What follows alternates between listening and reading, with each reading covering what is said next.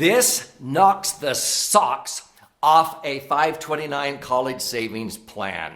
In this episode, I'm going to address the question, what is the best way to save for children's college? Now, maybe you know what a 529 plan is. If you don't, I'll explain what it is, but I would not recommend it because I'm going to show you something that is far better. It has those benefits and a whole bunch more that most people don't even know are available to them when you're saving money for a long-term goal like your children's college.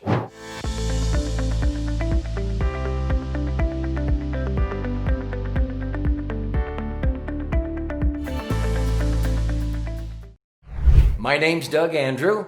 I've been a financial strategist and retirement planning specialist for more than 4.5 decades. And I've been very blessed in my life to educate thousands of people. I've authored 11 books thus far. And at the end of this episode, I'm going to show you how you can receive a free copy of my most recent best-selling book. It's over 300 pages of information and stories. But in this episode, I'm going to address what's far better than a 529 college savings plan. What is a 529 plan?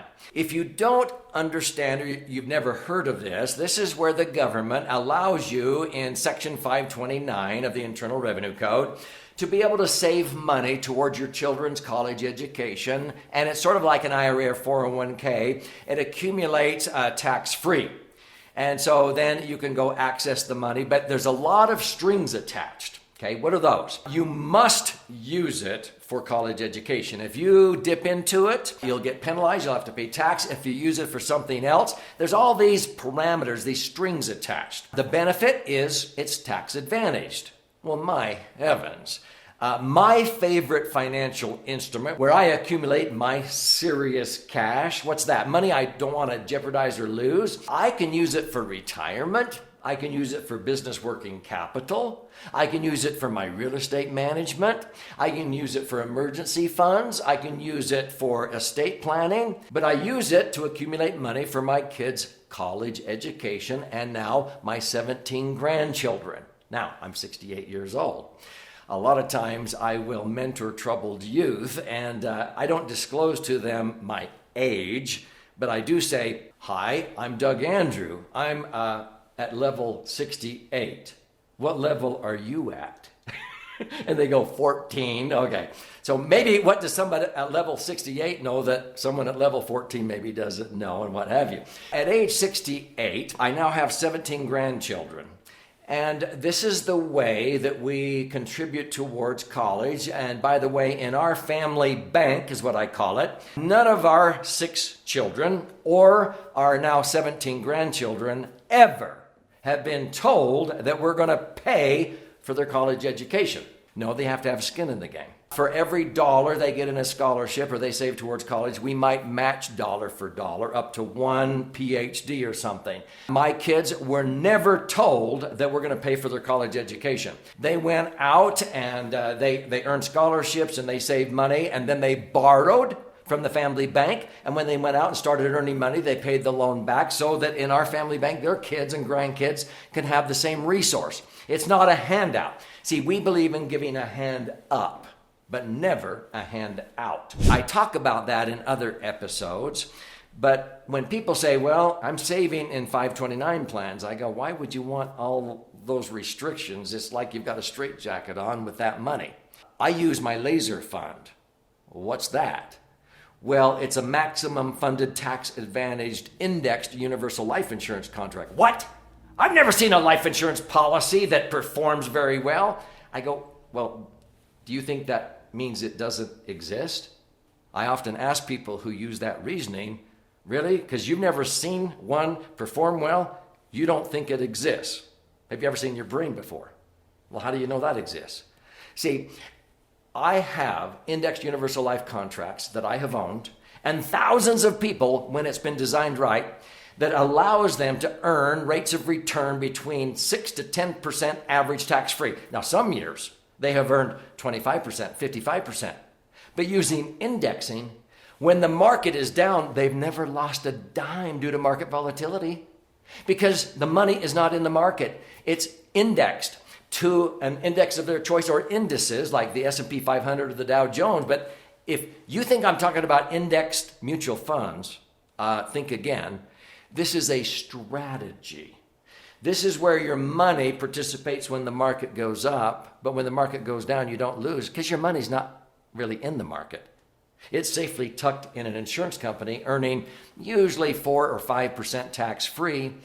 You can opt anytime you want, if you feel bullish about America, to have the interest, 5%. If you have $1 million accumulated, 5% would be $50,000. You can just settle for the $50,000, or you can say, take the $50,000 of interest, but don't risk my $1 million, and pay me whatever the S&P does, or the Dow Jones, or the Russell 2000 does this year. So the insurance company, this is a no-brainer. What do they do with that 50 grand? They buy upside options. So that if the S&P goes up 10, the 50,000 doubles to 100,000. The insurance company pays me. But if the market crashes, the options expire worthless, but I didn't lose my $1 million.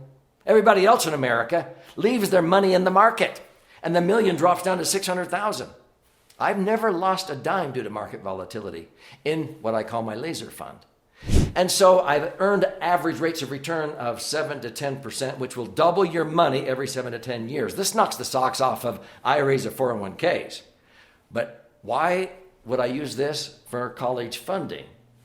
Because it accumulates tax-free. I can access it tax-free, but I can use indexing and make more money and not lose when the market goes down.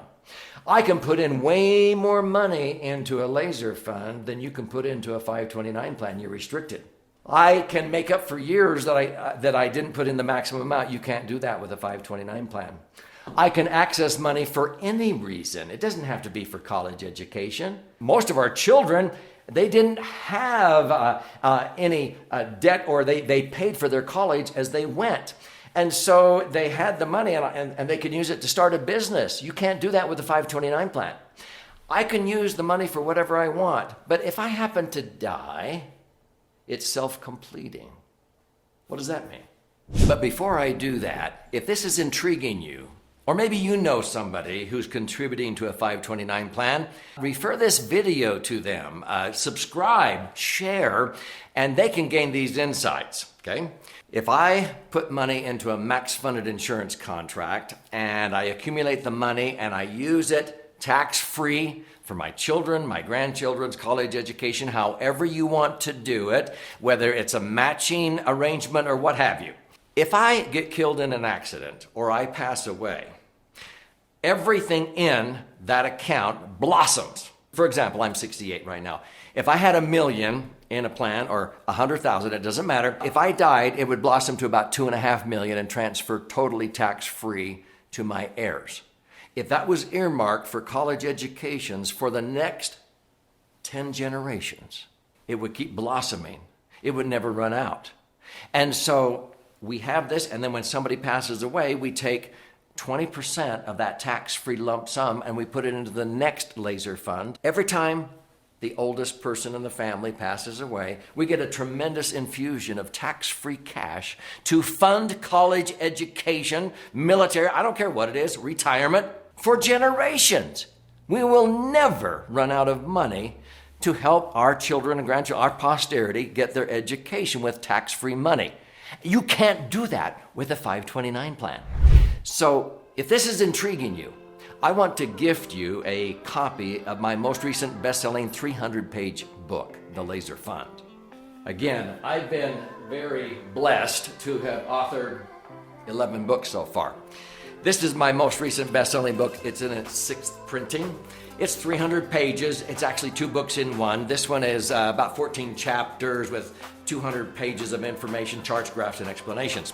This side is 12 chapters that contain 62 actual client stories, and there's one chapter here that is just totally about how to use the laser fund for college funding. I would recommend you read both. If you go to laserfund.com, L-E-S-E-R fund.com, you contribute a nominal amount towards the shipping and handling, and I'll cover the rest of that cost, and I will pay for the book. There's options there to listen and learn, watch and learn, but if you can't tell, I'm passionate about empowering you with opportunities that maybe you didn't know existed before.